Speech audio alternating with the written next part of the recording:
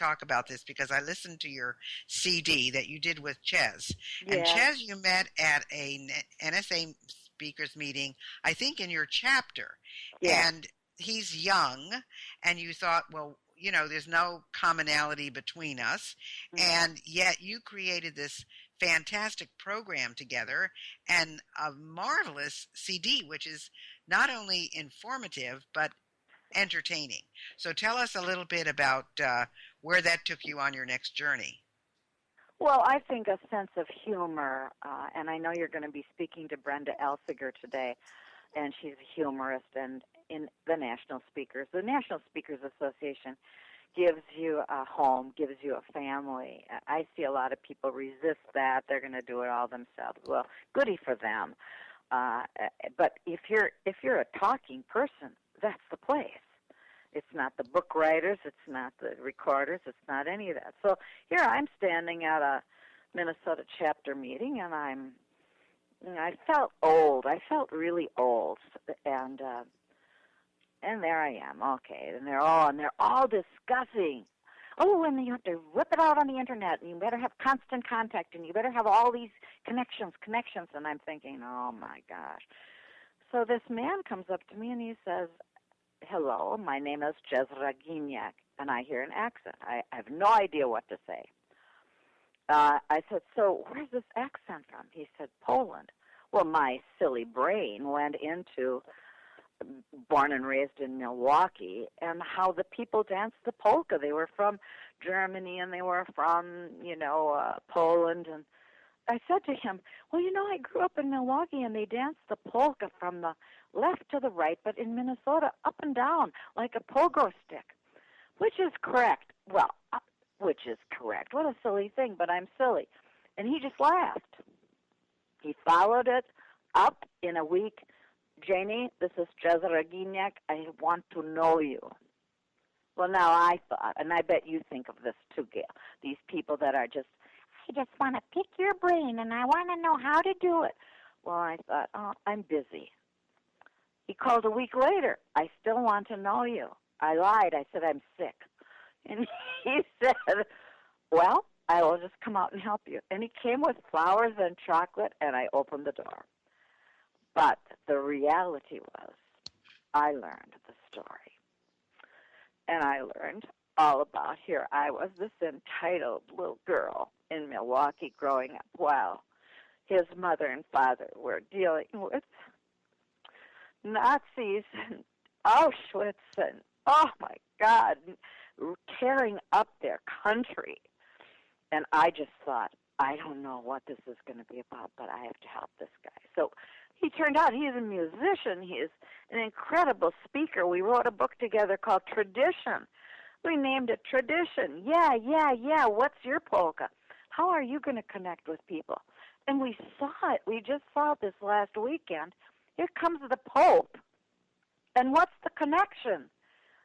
Families, traditions, faith, and just being there in a family in the morning or a family in the night, somebody that hugs you when you come in and gives you a dinner. That's it. So we get so complicated, but in our tradition book, we wrote down traditions from his country, from my country, from my family. We interviewed a lot of people. We turned it into a book that people could write in, and we went around speaking about it. And he's a joy. He wrote a song for it. He wrote another song for the little Christmas tree. "Please choose me, please choose me." Well, I'm overwhelmed. It was a miracle. So you don't know who you're going to meet out on the street. I mean, I saw you, and you said something to me that I thought, get your act together, Janie, because you said, "Well, I really don't stop. I just keep busy. I just keep really busy." And you said, I do this and I do that and I do this, and I just lost my husband. And I thought, well, gee, Janie, come on. If she's doing all this, you can perk up. So I really thank you for that. Oh, well, thank you very much. But, it's very interesting because we do have a tendency to prejudge people. and to say, oh, this person isn't for me, or we don't know, what they can bring to us or what we can bring to them. But it's really an open mind. That's what we need more than Well, and anything an else. open door, and the fun. You can't believe the fun I had. I think you have a CD that has us talking, but he did another whole CD that I have available just with all of his music. And one of the things that happened was I was going someplace, and he called. He said, well, meet me in the parking lot of the Mall of America. And I thought, what? What? This is early on in the deal.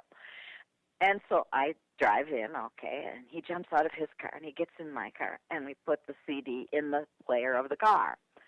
And he said, I wrote it. I said, what did you write? He said, I wrote the polka. I said, what? Everybody in North America wants I know. to... I heard it on the CD. It's fabulous. Is Well, now, it up or down? Is it left and... I know. so tell us how people can find you and find these CDs and your book and so forth and so on, because I want to make sure everybody knows how to get in touch with you. Well, the website is janiespeaks.com. And that's Janie, correct? Janie, at Janie Speaks. And as in Nashville, not Jamie, not Joni, not Jasper, but Janie at janiespeaks.com. And I'm in on the website. I'm in the phone book. There's order blanks in the website, and I do have a telephone.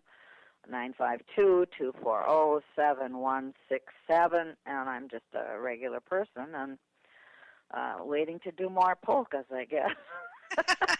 All right, so I want to make sure everybody got that. First of all, if you want to email Janie, she's at Janie, Janie, at janiespeaks.com.